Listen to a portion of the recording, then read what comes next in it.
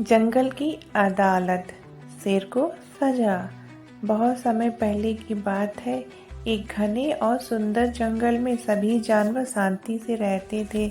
उस जंगल का राजा एक शक्तिशाली शेर था जिसका नाम था वीर। शुरू में शेर बहुत न्यायप्रिय था। हर जानवर को उसकी बात कहने का मौका देता, हर समस्या का हल निकालता। लेकिन जैसे जैसे समय बीतता गया, शेर को अपनी ताकत का घमंड होने लगा। अब वह जब चाहे किसी भी जानवर को मार देता, दूसरों के हिस्से का खाना खुद खा जाता और सब पर अपनी धौंस जमाने लगा। जंगल में डर का माहौल धीरे धीरे पूरे जंगल में डर छा गया।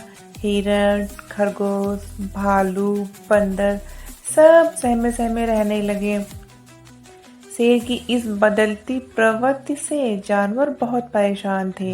कोई भी खुलकर विरोध नहीं कर पा रहा था। एक दिन शेर ने जंगल के सबसे बूढ़े हाथी धीरज बाबा को अपमानित कर दिया। बस फिर क्या था, जानवरों ने फैसला किया कि अब और नहीं। उन्होंने एक गुप्त सभा की। वहां से निकलकर एक समझदार लोमड़ी, चालाक बंदर, एक तोता और एक निडर खरगोश जंगल की सबसे पुरानी परंपरा के अनुसार जंगल की अदालत लगाने का प्रस्ताव लेकर शेर के पास गए। शेर हंसते हुए बोला, अदालत मेरी? तुम सब पागल हो क्या? लेकिन जानवर बोले, अगर आप सच में जंगल के राजा हैं तो आपको न्यायप्रिय होना चाहिए।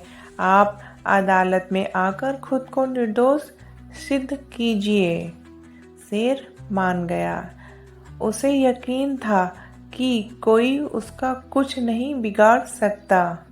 अदालत की शुरुआत। अगले दिन पेड़ों के बीच एक बड़ी खुली जगह में जंगल की अदालत लगी। सभी जानवर एकत्र हुए। धीरज बाबा न्यायाधीश बने।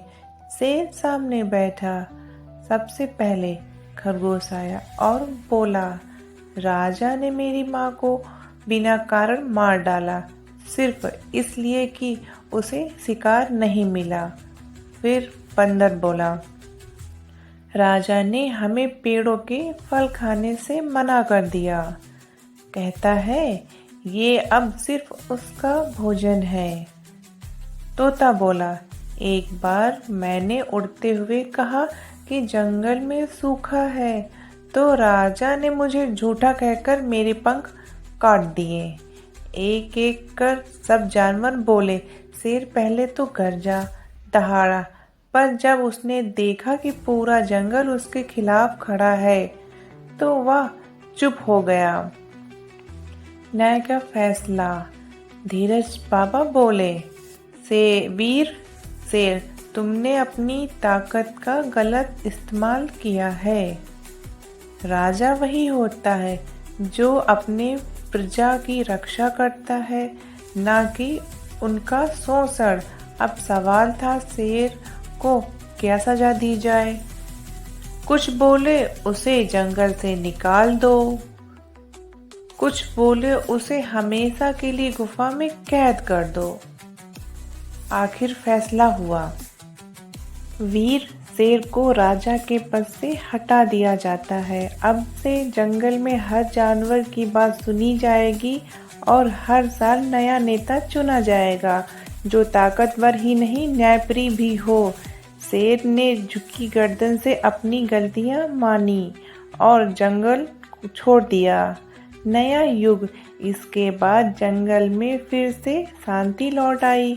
जानवर मिलजुल कर रहने लगे। अब जंगल में डर नहीं, भरोसा था। सीख। जब ताकत घमंड बन जाए तो न्याय की आवाज उठाना जरूरी होता है।